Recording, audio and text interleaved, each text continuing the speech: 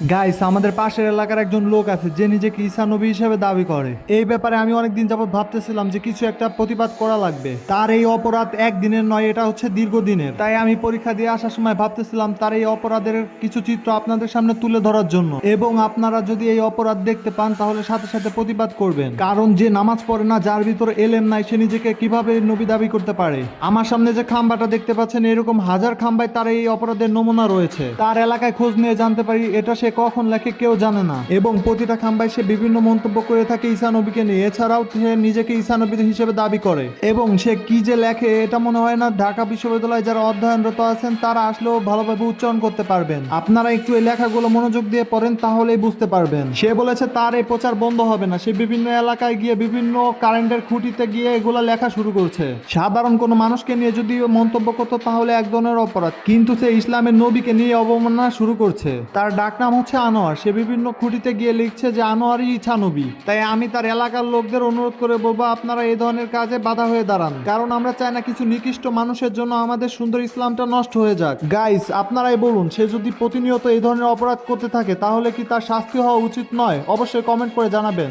Guys, ভিডিওটা অবশ্যই share করে দেবেন, কারণ সবাই যেন দেখে তার এই অপরাধের প্রতিবাদ জানাতে পারে। কারণ আমাদের উচিত এই ধরনের অপরাধ থেকে ইসলামকে রক্ষা